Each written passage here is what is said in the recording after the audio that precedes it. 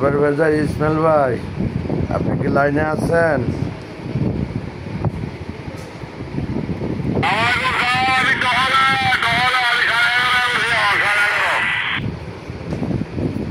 টহলে থাকেন আর যাই করেন, এখনো আজান দেয় নাই। আপনার লোকজনের থেকে শুনতে পেলাম মসজিদে নামাজ পড়তে লোক আসবে, গেট খুলে দিতে বলছে। অনেকের গরু বাহিরেও রাখা থাকতে পারে এবং আছে আমার জানা মতে আমাদের এলাকায়। গেটটা তো আগে খোলার প্রয়োজনটা কি?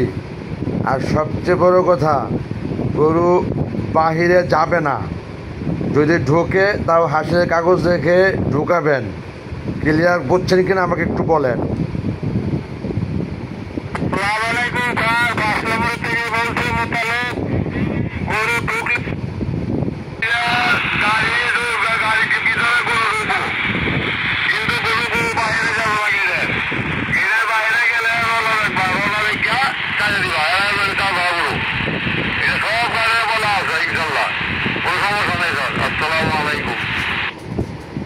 আর গেট এখন যেন না খোলা হয়। গেট খুলবে আজান দেওয়ার পরে, ফজরের নামাজের উদ্দেশ্যে মানুষ বাসা থেকে বের হয়। আজানের পরেও নামাজ পড়ার জন্য জামাত শুরু হওয়ার একটা সময় থাকে। ক্লিয়ার? আজানই যায় না, গেট খোলার জন্য ব্যস্ত হয়ে গেলেন। কত গরু, কত মানুষের বাড়ির সামনে বাঁধা। একটু টেক কেয়ার করেন, বিশেষ করে ঈদের সময়। ক্লিয়ার? আর হাসিলের কাগজ ছাড়া কোনো গরু আমাদের এলাকার ভিতর দিয়া অন্য এলাকায় যাবে না। চুরি করা গরু হতে পারে। হাসিলের কাগজ অবশ্যই চেক করবেন, নাহলে গরু আটকায় রেখে জানাবেন অকিটকিতে। আর আমাদের এলাকার কোনো গরু কোনো গেটটা বের হবে না। হাসিলের কাগজ নকল করে বানাইও তো কেউ নিতে পারে। আমাদের এলাকা থেকে কোনো গরু বের হবে না, ঢুকতে পারবে, কিন্তু ঢুকে আবার বের হবে সেটা হবে না।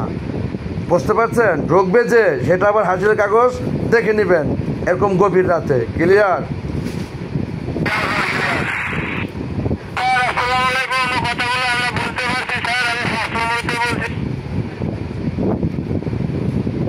অনেক ধন্যবাদ আপনাদেরকে। একমুখে অনেক কথা বলেছি, আপনারা সুন্দরভাবে বুঝতে পেরেছেন বলে আগের থেকে চালু হয়েছেন কিছুটা বোঝা গেল। ধন্যবাদ আপনাদের সকলকে।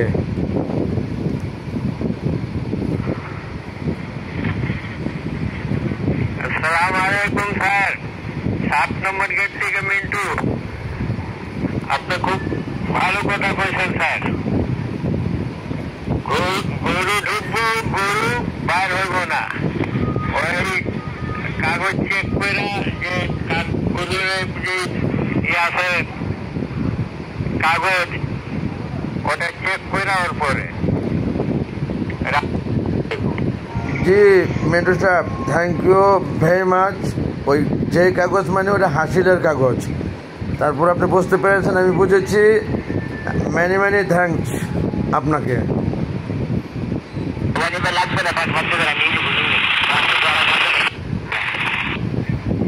কিনাছেন সেহরি খাইছ?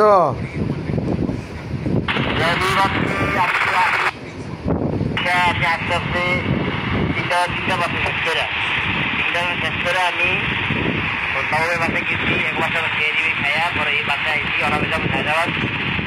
কিতাব আছে, কার্টুন আছে, তারপরে কার্টুন কিতাবগুলা দাম আছে, পাখিয়ে দিয়ে। ওরে বাবা রে, তুমি পারো। আমি তো তোমার সাথে ডিউটি করছি এর আগে, আমার স্ত্রীর সাথে ডিউটি মানে বাজার করছি অনেক বড়, অনেক সময় নিয়ে। এরপরে আমিও 3টা বাজে খেয়েছি, এখন একটু রেস্ট নিচ্ছি, শুয়ে শুয়ে, মাথায় টুপি আছে। আর বললাম কথা আমাদের নাইট প্রহেজের সাথে। ধন্যবাদ রাসেল তোমাকে।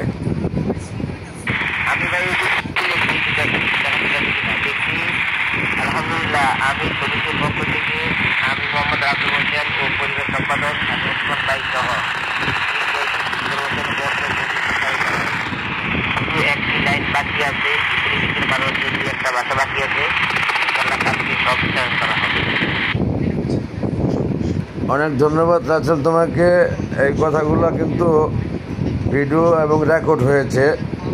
আমি বেশি রাত্রে অকিটকিতে কথা বললে একটু কমেন্টস রাখার স্বার্থে এই কাজটা করে থাকি। তোমার জানার হলো সেটা। আল্লাহ হাফেজ।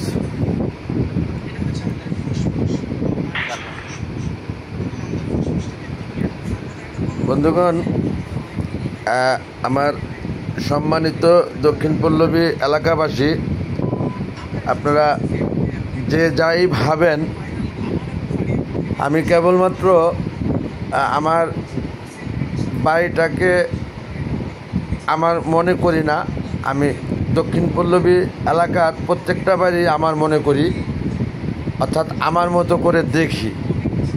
বিধায় আমি একটু টেক কেয়ার করে থাকি আমার নাইট প্রহরী, ডে প্রহরীদের সাথে। অনেক সময় অনেক আলাপকালে অনেক রকম আঁকাবাঁকা কথা অনেক সময় বলে ফেলি।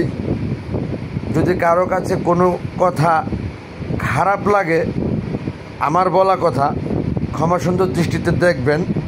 কারণ কথা বলতে গেলে ভুল হতেই পারে, কথা না বললে তো ভুল হবে না। কাজ করলে ভুল হবে, কাজ যে করবে না তার তো ভুল থাকবে না, এরকম ঘটনা। তবে সর্বসাকুল্য পরিষ্কার মন থেকে বলছি আপনাদের, সত্যিকার অর্থে এলাকার স্বার্থে সবসময় আমি নিবেদিত প্রাণ। এটা প্রত্যেকেরই কম বেশি জানা আমার ধারণা। কোনো ভুল যেন কেউ না বোঝেন কোনোভাবে, অনুরোধ রইল আমার পক্ষ থেকে। Thanks all. আসসালামু আলাইকুম ওয়া রাহমাতুল্লাহি ওয়া বারাকাতুহু। আল্লাহ হাফেজ।